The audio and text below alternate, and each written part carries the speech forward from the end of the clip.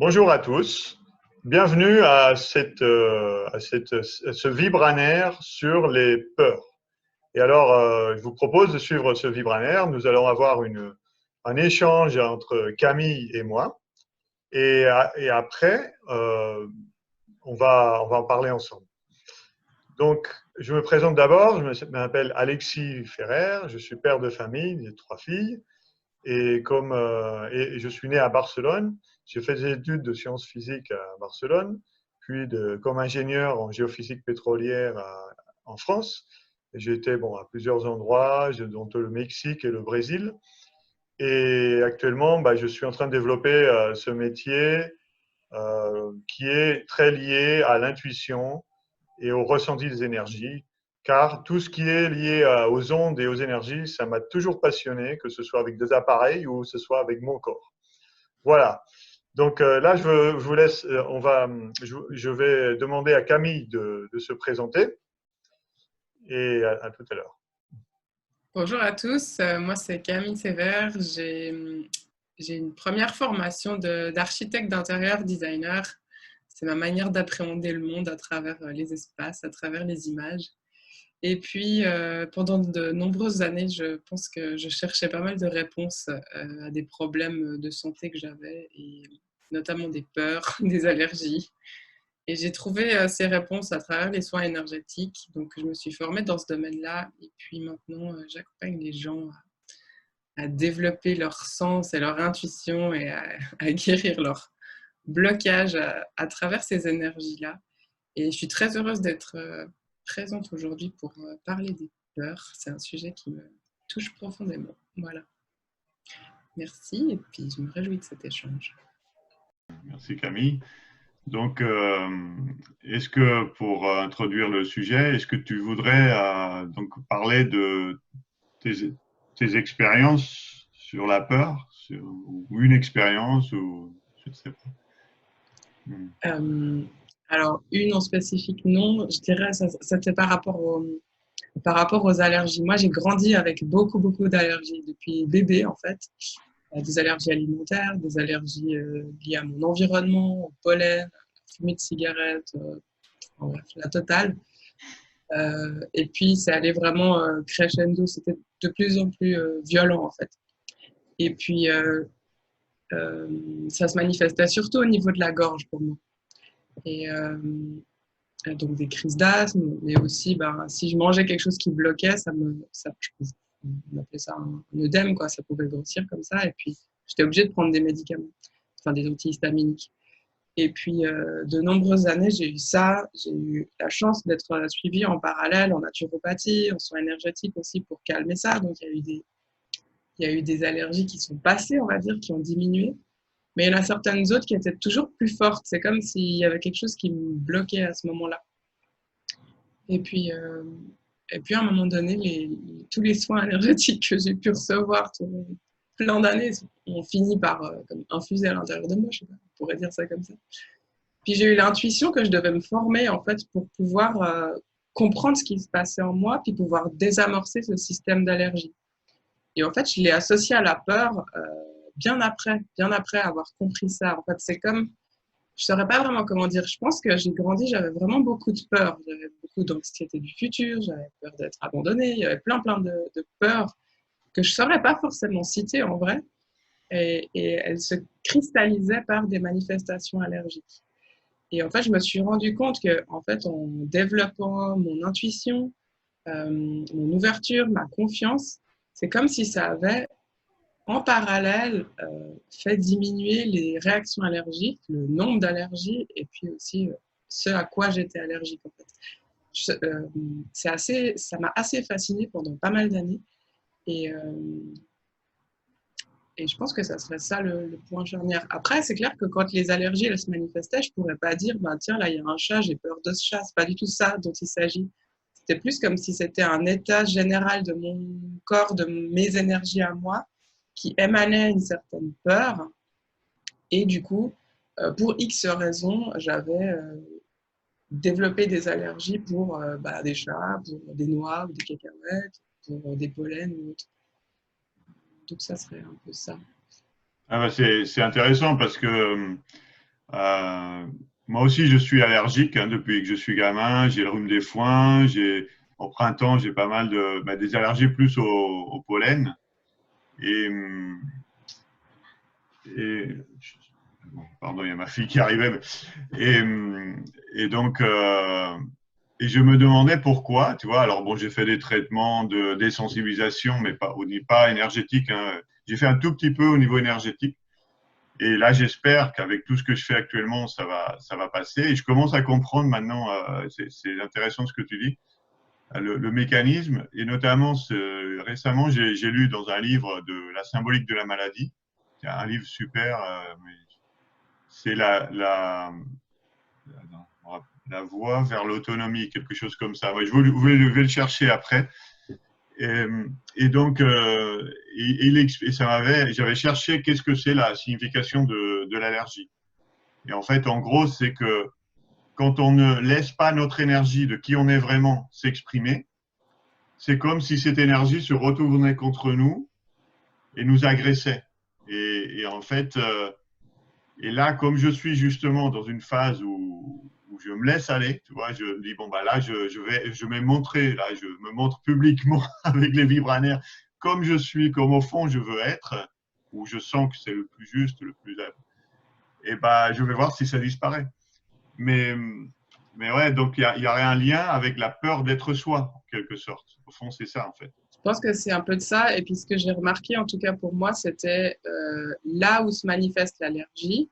En fait, si c'est par exemple cutané ou si c'est en l'occurrence, moi, c'était lié à la gorge, mais j'en ai eu d'autres où c'était dans les yeux. Bah, c'est clair qu'avec avec les manières d'utiliser le décodage biologique, ou il y a d'autres termes pour associer ça, enfin, c'est quand on va regarder les maladies, les maux du corps, qu'est-ce qui signifie en termes émotionnels. En fait, je me suis rendu compte que bah, mes professeurs, ils n'arrivaient pas à me dire en termes émotionnels ce que signifiait l'allergie. Et du coup, je l'ai compris par moi-même. En fait, j'ai compris que c'était comment elle se manifeste qui va pouvoir expliquer quelle est l'émotion associée. Donc, je reviens à la gorge. Hein. Pour moi, c'était tout ce qui était à la gorge. C'est comme si ça m'étranglait. Il y avait un truc qui voulait éviter que je puisse respirer. Que tu peux Que je puisse t'exprimer, en fait. Tu n'arrives pas à dire. m'exprimer. Voilà, pour moi, c'est ça. C'est vraiment lié à l'expression, puis du coup, à l'expression de soi ou à l'ouverture et puis à la confiance. Donc ça, c'était pour moi au niveau de la gorge. Il y a d'autres personnes qui m'ont posé ces questions aussi par rapport à des allergies cutanées. Ça, moi, j'ai pas trop eu. Enfin, j'ai eu quand j'étais plus enfant. Mais au niveau cutané, j'ai senti comme si c'était plus une peur de perdre un lien tactile ou des choses comme ça. Ah oui, le Surtout si contact. c'est sur les mains. Hein. C'est vrai qu'après, on peut avoir des allergies sur le corps à d'autres endroits. Donc, chaque endroit a aussi quelque chose à dire en termes d'émotions associées. Et là, pour le coup, je trouvais ça très intéressant. Et au niveau des yeux, bah, si on a des allergies au niveau des yeux, ce qui arrive aussi avec les pollens, bah, c'est des fois peut-être aussi comme une manière de brouiller la vision, de cacher quelque On a chose. peur de voir des choses, peut-être, non? Peut-être De ne pas aussi voir peur de certaines voir des choses. choses ou peur de conscientiser un truc qu'on voit déjà, mais qu'on n'ose Ouais. pas forcément se dire, ah bah c'est ça. Hmm. Et là encore, c'est une autre manière de décoder les allergies, par exemple.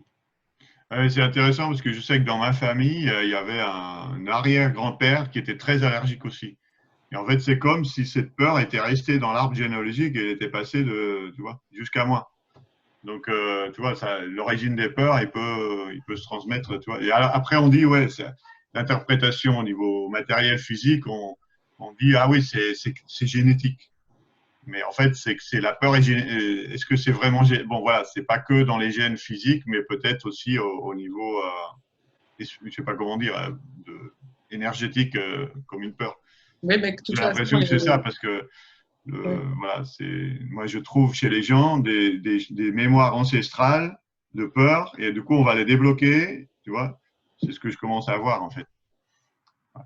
Et par rapport aux gènes, on sait aussi que les gènes se modifient en fonction de comment on vit. Donc c'est là où ben oui, c'est génétique en partie, parce que forcément, on l'a reçu. Si la personne avant nous, elle a toujours porté ça en elle, on le reçoit après dans la transmission.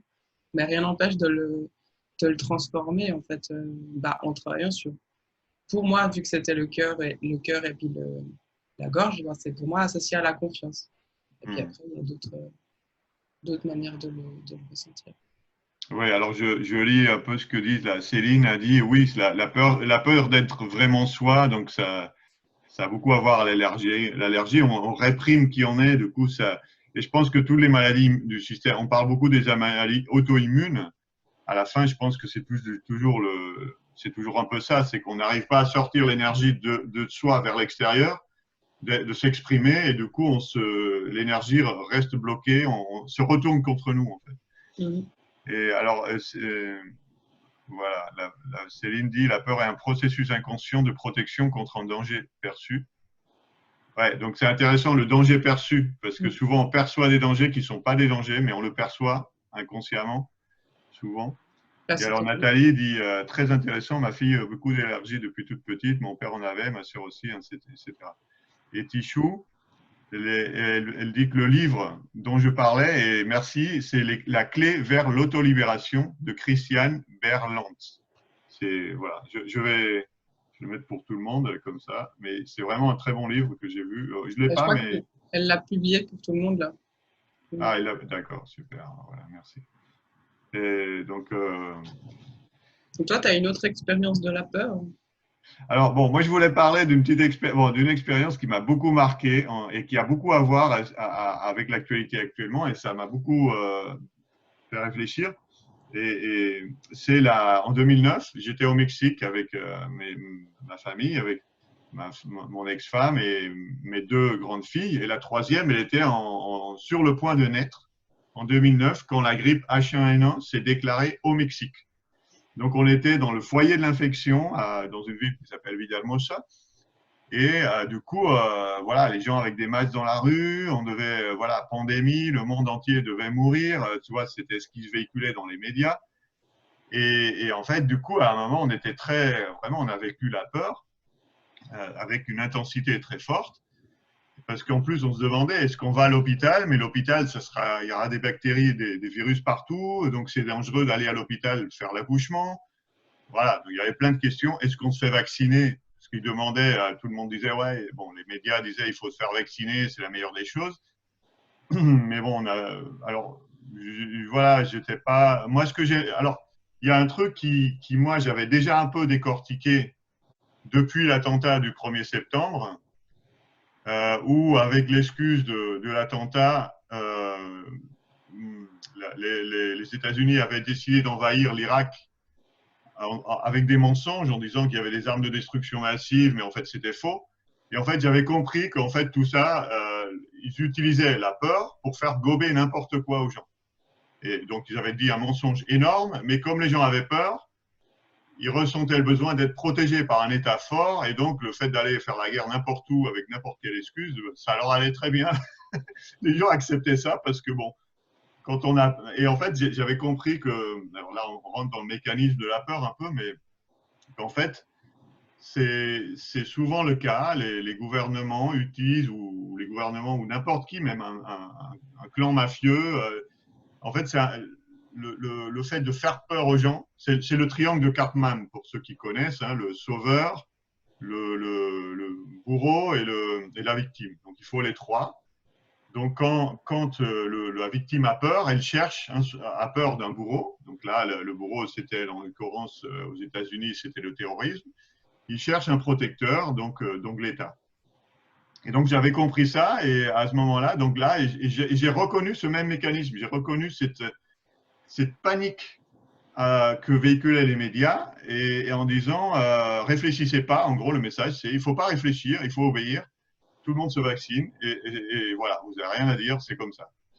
Et du coup, et ça m'a un peu freiné avant de passer à l'acte, de dire bon, bah. Et je me suis dit, est-ce que là, je reconnais parfaitement le mécanisme, et donc, du coup, et c'est là où j'ai commencé à me poser des questions, et j'ai regardé les informations, et là, j'ai découvert plein de gens, en fait, qui avaient des informations autres, et qui dénonçaient des mensonges. Par exemple, ils avaient changé le critère pour déclarer une pandémie 2 ou 3 mois avant. Donc, en fait, selon le nouveau critère, tous les ans, il y a une pandémie de grippe. Tu vois, à l'OMS, hein, ils avaient changé ça à l'OMS. Et j'ai commencé à voir plein de choses. Il y a Jean-Jacques Crèvecoeur qui commençait à dire des choses, il y a Ghislaine Nanteau, il y a des gens qui pensaient autrement et qui disaient non, non, les amis, là, il y a il y a quelque chose qui cloche. Et donc, du coup, il y a un moment où j'ai senti, j'ai vraiment ressenti ça dans quelque chose dans mon intuition qui m'a dit, il faut attendre, il faut temporiser, n'obéis pas à ce qu'on te dit, n'obéis pas à la panique qui te pousse à faire des choses, dont, dans l'occurrence, c'était à se faire vacciner le plus vite possible. Et en fait, ça s'est avéré que tous ces gens-là qui disaient qu'il y avait anguille sous roche, que l'information n'était pas véridique, eh ben, ils ont eu raison. Parce qu'à la fin, la plupart des Français ne se sont pas fait vacciner. Comme j'ai dit dans la vidéo de l'histoire des souris et des chats, pour ceux qui l'ont vu, il n'y a eu que 5 millions de personnes qui sont fait vacciner. Pourtant, il y a 60 millions de personnes. Et en fait, parce que les gens aussi sentaient qu'il y avait un truc qui clochait. La ministre de la Santé avait acheté 90 millions de doses pour 60 millions d'habitants. Alors déjà, on se posait des questions. Et en fait, on avait vu que grâce à cette ambiance de panique, il y avait plein de choses qui ont été mises en place qui étaient complètement absurdes, comme cet achat des 90 millions de doses. Et en fait, alors là, du coup, j'ai l'impression de revivre la même chose actuellement. En fait, c'est assez intéressant. Et en fait, je me dis, je trouve très, très curieux que… Alors, tu vois, le raisonnement, si tu as quelqu'un, par exemple, tu vas acheter dans un magasin une voiture, et en fait, tu te rends compte juste avant de l'acheter, parce qu'il y a un autre type d'un autre magasin à côté qui te dit, attention, celui-là, il fait des arnaques. Et en fait, si tu achètes, et donc à la fin, tu n'achètes pas la voiture, ou tu l'achètes, et en fait, tu te rends compte que c'est une arnaque. Est-ce que des années plus tard, quand le magasin veut te vendre une autre voiture, tu vas revenir dans le même magasin ou tu vas aller dans l'autre qui t'a prévenu?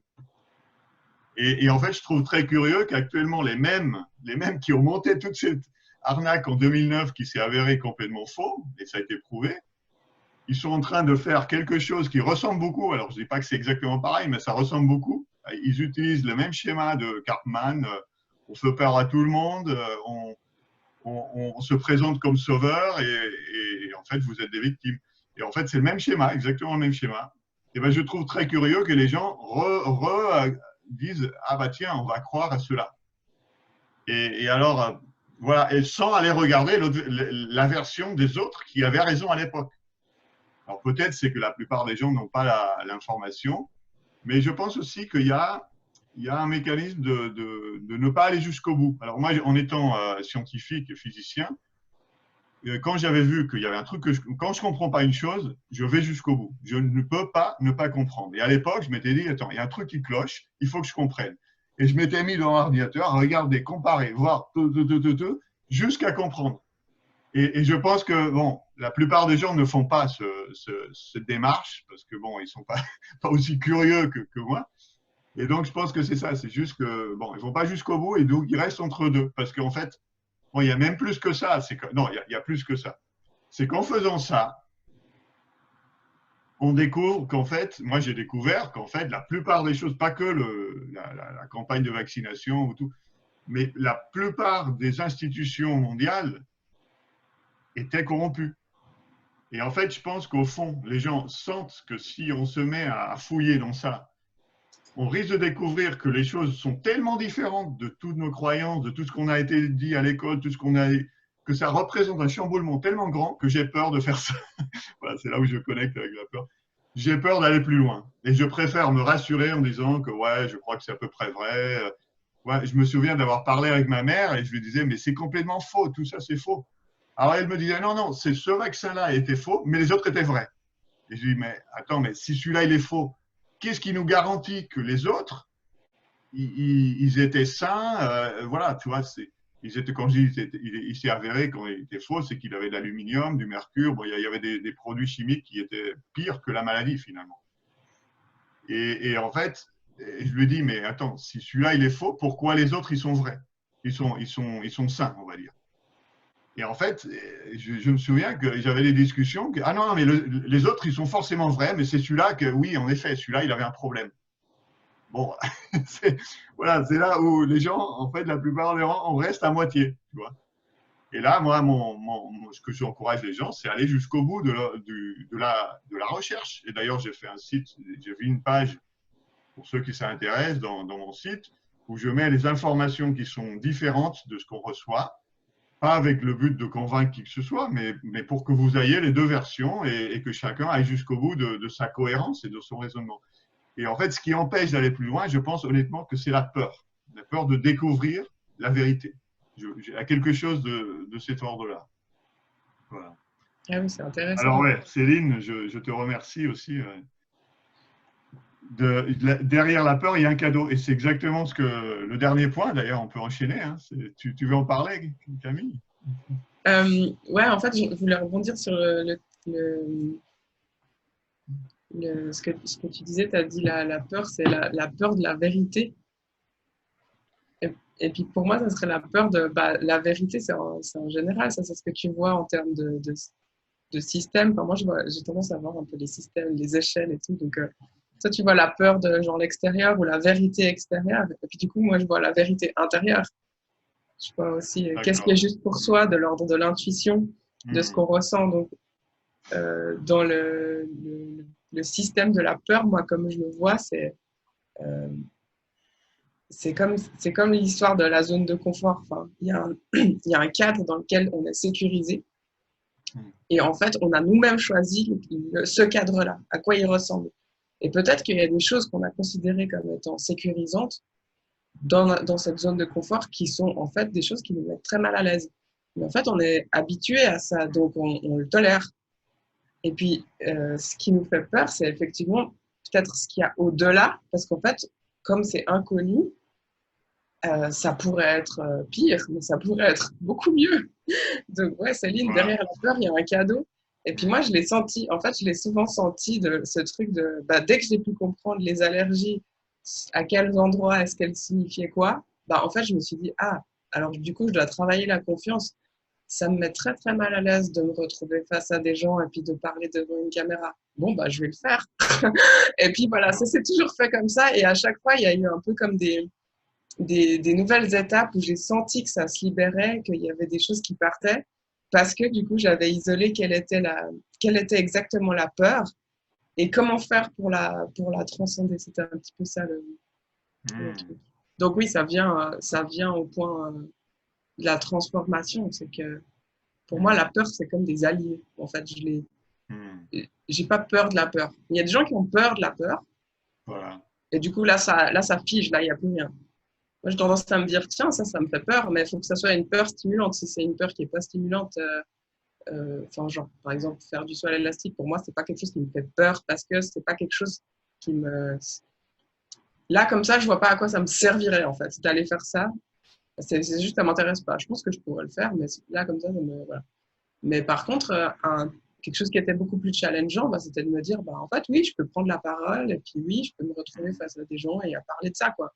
Et puis, aujourd'hui, ça me fait moins peur. Il y a quelques semaines, pour moi, c'était un peu plus difficile d'y penser, mais aujourd'hui, ça me fait pas peur.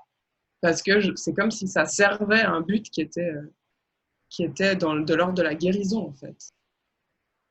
Oui. Oui, en effet, c'est là où c'est super intéressant, c'est qu'en fait, ça rejoint en fait, les choses qui nous font peur, et c'est là où on rentre dans la dernière phase de la transformation, et je suis tout à fait d'accord de voir la peur comme un allié.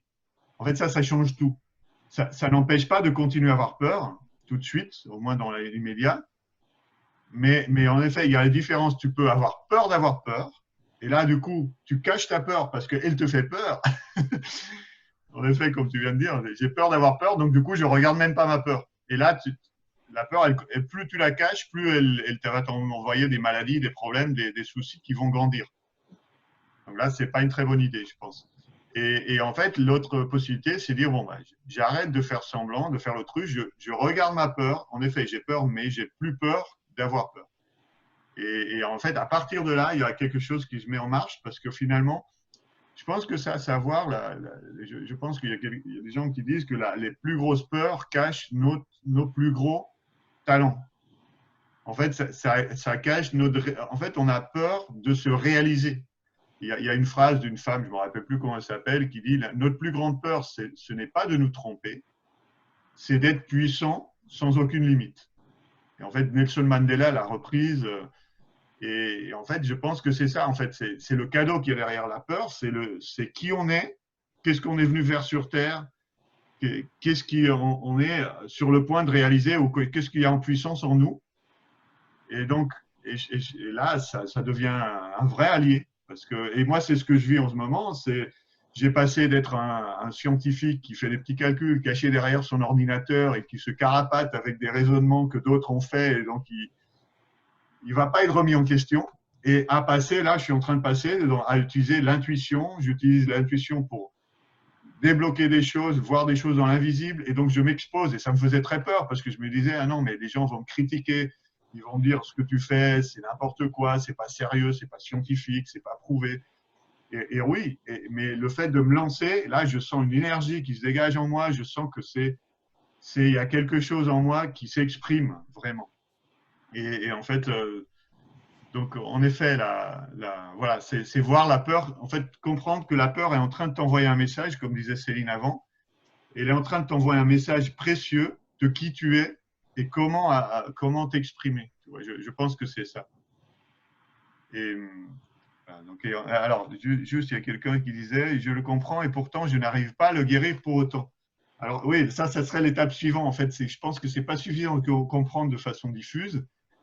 Alors, pour guérir, alors, moi, je vois, il y a sûrement d'autres façons, mais je vois deux façons. C'est une, identifier la peur concrètement, la verbaliser et après faire une action, que ce soit thérapeutique, énergétique ou que ce soit t'exposer, comme toi tu viens de dire, Gami, de dire bon, bah, je sors de mon placard et je me monte devant une caméra. Juste, bah, tu vois, je pense que ouais, c'est à peu près les deux. Mais en tout cas, je pense qu'il faut bien l'identifier et après l'aimer. Il y a un truc qui est paradoxal, c'est que les peurs, comme elles font peur, bah, on veut les rejeter. Et moi, je dis à mes enfants, c'est un peu comme si tu as mal à une main et tu te coupes la main pour ne pas avoir mal. Ça ne tient pas debout.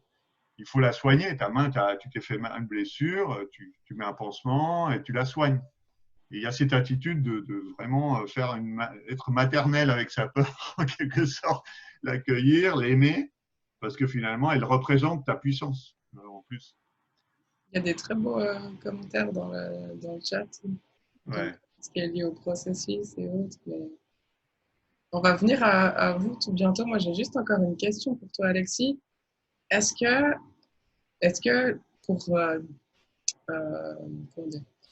pour désamorcer toutes les peurs, est-ce que la solution ultime, c'est finalement d'accepter qu'en fait, on est beaucoup plus grand que ce qui nous limite. Et puis, ce truc de l'amour, tu vois, l'amour personnel, la confiance. Est-ce qu'il y a tout qui pourrait se résumer à ça?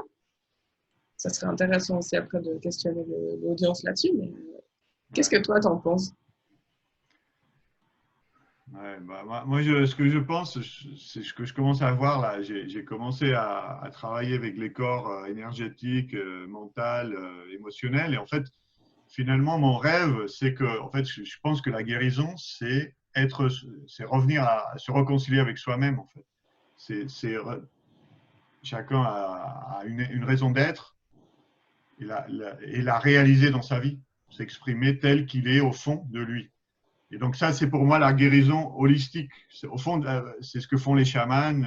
En fait, c'est à la fois la guérison physique de tous les corps et de l'âme. Tu vois, c'est la guérison, elle va ensemble. Je pense que c'est ça, les chamans dans les peuples premiers, ils sont à la fois guides spirituels et à la fois médecins. Et en fait, quand ils font une guérison, je me souviens d'avoir vu un film, ils guérissaient un enfant qui était malade. Et ben, en fait, tout le village guérissait en même temps. Parce que non seulement tu vois, le côté holistique, il intègre la personne qui est malade, mais en fait, il intègre, parce qu'il y a des mémoires qui sont partagées par tout le village. Donc, en fait, c'était vraiment une guérison collective et holistique sur tous les niveaux. Et je pense que c'est ça, nous, actuellement en Occident, on est dans une logique très partielle. On voit juste la guérison matérielle, physique, psychologique d'un autre côté, la guérison, je ne sais pas, différents types de guérison séparément, et de savoir qui tu es, mais comme si c'était des problèmes différents. Et en fait, pour moi, tout se rejoint. Tout se rejoint, en fait. Et finalement, là, ce qu'on vit en ce moment, bah, la peur je pense qu'on a une opportunité magique de vivre cette peur du virus et et éventuellement de la vaccination, si vous êtes dans ça. Finalement, tout ça, ça nous amène à nous poser la question, mais qui je suis? Est-ce que je suis une personne limitée qui va avoir peur de tout ça et décide d'avoir peur de tout ça, ou est-ce que je suis beaucoup plus que ça et je peux dépasser tout ça? Donc en fait, cette mise en quarantaine qu'on vit de retraite, c'est comme une retraite spirituelle forcée pour la trois quarts du monde. Et ben c'est peut-être c'est fait exprès pour qu'on arrive à cette intégration, tu vois. C'est comme ça que je le vois. Dans ce que tu dis, il y a aussi moi, je sens un autre lien, c'est-à-dire que, en fait, je disais tout à l'heure, en fait, on a le choix d'agir ou de ne pas agir face à ses peurs, mais aussi le moment où on arrive à faire ce truc de dézoom et regarder la peur et de se dire, mais en fait, qu'est-ce qu'elle dit et d'où elle vient? Est-ce qu'elle fait partie de mon histoire ou est-ce que dans mon quotidien, il y a des choses qui réactivent cette peur? Et pour moi, il y avait beaucoup de peurs qui étaient nourries par les médias. Et naturellement, j'ai fait le choix de couper les grands médias. Et en fait, je reçois toujours les informations, rassurez-vous, je sais ce qui se passe dans le monde. Mais c'est comme si c'était pas l'information qui était le problème, c'était le vecteur d'information. Et puis, comment le message était transmis. C'est-à-dire que pour moi, il y a plein de sujets d'actualité qui sont très pertinents à traiter, mais l'angle d'approche, il est souvent vecteur de peur. Comme si il me bridait. Et puis, moi, en tant qu'hypersensible, je capte tous ces trucs, mais j'arrivais pas à mettre des mots dessus. Alors qu'au moment où je me suis dissociée de ça, ça m'a permis comme de construire une forme de réalité peut-être un petit peu plus confortable pour moi, dans laquelle je me sentais un petit peu plus ouverte. Alors là, il y a Laurence qui a mis un très long message, je vais le dire juste après. Ouais, voilà, c'est ça. Mais oui, je pense que ça fait partie de ça, de qu'est-ce que c'est le système de votre peur et puis dans votre quotidien, qu'est-ce qui nourrit votre peur? Parce que plus vous continuez de nourrir votre peur, moins elle va disparaître en fait. Et on s'en rend pas compte, hein. On est addict aussi à ce truc il y a un sentiment un petit frisson comme ça quand même avec la peur. Donc il y a quand même aussi une forme de satisfaction de la ressentir. On doit s'habituer à ressentir autre chose et c'est là que c'est nouveau et différent.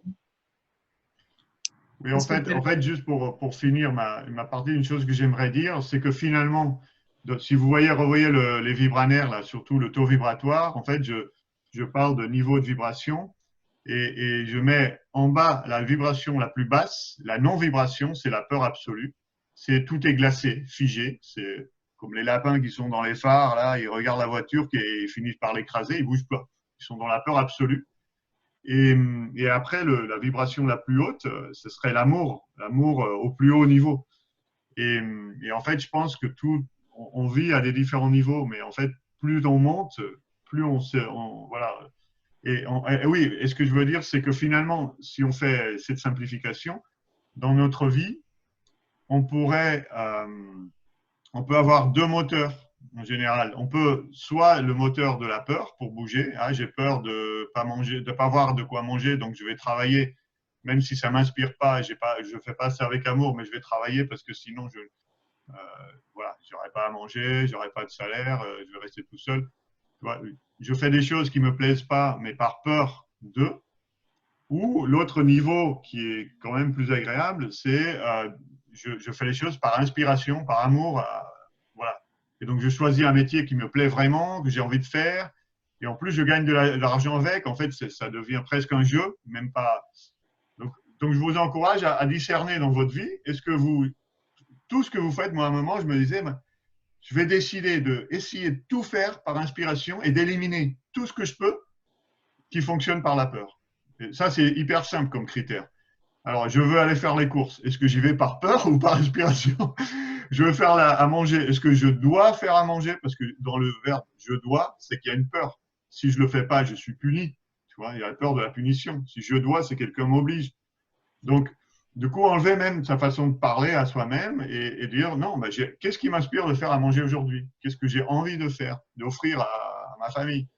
Et de transformer, en fait, juste avec ce critère, est-ce que mon moteur, c'est la peur ou est-ce que c'est l'inspiration? Et là, c'est très puissant, en fait. Voilà. Donc là, on va peut-être laisser les autres parler parce qu'on bavarde beaucoup. Je pense que c'est un peu la fin.